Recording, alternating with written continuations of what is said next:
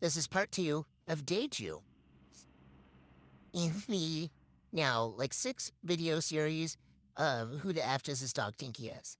This dog, Bandito Monfrere, Bandito Burrito, was being, as Leandra, our wonderful Spuddy, gave us the beautiful artwork to really encapsulate how Bandit was being the biggest turdito we've ever seen him be. He ditched us after the calming peanut butter, intervention number one, intervention number two. Remember, intervention number one, we got the non-expired version, so he's got all the interventions. And they took off straight to this feisty Chihuahua mix love interest house. We were doing a stakeout, and this freaking dog was being such a pick-me dude. He was laying in front of her fence for an hour. He kept acting like he was falling asleep. But okay, we couldn't hear her barking. He wasn't barking at the feisty Chi. He just was laying there, so interested, so hopeful that she would come out. From what we could see, because we were staying safe and warm inside of Sierra's car, he kept acting like he was falling asleep. He would lay his head down and take slow deep breaths. And then a car would drive by, or he'd hear a sound and he'd lift back up.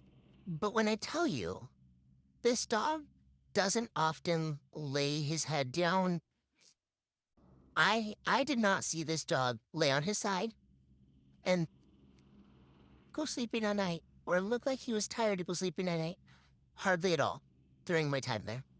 Now, I've seen him do that on lives with Sierra a few times, usually with some calming stuff that he's been given.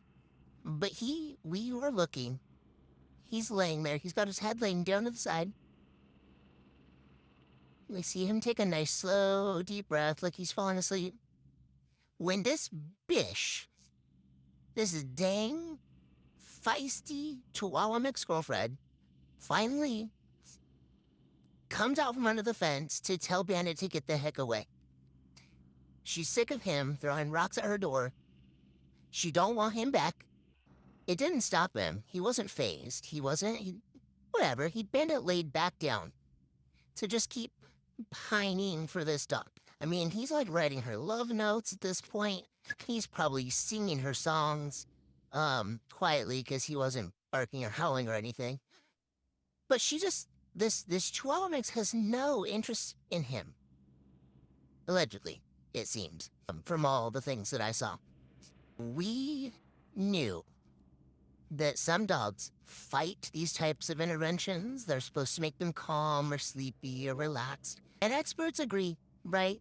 We've consulted experts that Bandit has been in survival mode for more than 3 years. Kind of got that fight or flight, lots of adrenaline, lots of cortisol, all of those things that are probably dampening the effects of the interventions. And plus, we knew, like the experts said, it's good to let the interventions build in his system so that they'll have their best and strongest effects. But we were definitely starting to question this obsession with this feisty Chi mix. We knew, she's gotta be in heat, because he's not fixed, he's not neutered. She's gotta be in heat. That's gotta be why he's acting so lovesick for this girl, because up until this point, Sierra hadn't seen him acting like this towards this specific dog in the months that she spent with Bandit. At about 1:30 in the morning, I did drive back over to see if he'd maybe passed out in front of the feisty Chihuahua mix love interest fence. He wasn't in front of her house or Sierra's. Now, I know there's multiple places he probably was at that time, but I just wanted to do one last check. I knew he probably wasn't asleep anywhere, but that it's so hard to stop, right? It's so hard to go home and go to sleep. We just wanted to wash him like a hawk, but we couldn't because we needed our rest too, and we're human beings. We're not robots. Again, we consulted experts, considered all the factors, and Sierra and I came up with the plan for day 3. We knew Sierra had a lot of stuff to do on day 3, because, being a mom and having commitments doesn't just stop because a mystery Spud or a mystery Gourd shows up to help you get this dang dog home. Like, Bandit, seriously, if you're Bandit, this is your aunt. Would you just cooperate with your mother? Let the meds interventions make you go sleepy night. Please.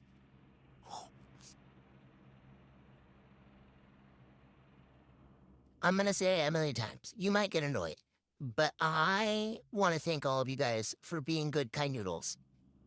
I know that Sierra and I truly appreciate all of you who are being so patient and understanding about the amount of time this takes, who are really hearing how much effort we put into this. Um, and just know that we know, just know that we know that you know. There are so many of you who understand that even though I'm going into a bit of detail about the multiple days that I was there, there's more details than Sierra could ever possibly share. There's more details than I could ever possibly share on 10-minute videos, on the internet, on a live, and really Sierra and I, before I even got there, Sierra tried the most. She was doing the most. She was trying the hardest she could. Uh, I got there and I did the most that I could. I tried the hardest I could. And those of you who see that and who have always seen it and have always been kind and understanding to Sierra, I appreciate you so much for that, because this is hard. And while I had hoped it wouldn't be this hard when I got there, because we finally had some sleeping at night type interventions and not just, Sierra has built so much trust with him, but clearly Bandit has his own difficult things that he's working through that make him uncomfortable to cross into her house or to let himself even be pet by her. And all of that, that's hard. That's hard on her. She loves him. She cares about him. This isn't her first rodeo trying to get astray. And so all of your kind comments, all of your kind words, we really appreciate that. And just, I know that so many of you want to offer suggestions. And there's not a suggestion that could be offered at this point that Sierra hasn't already heard of, tried, considered.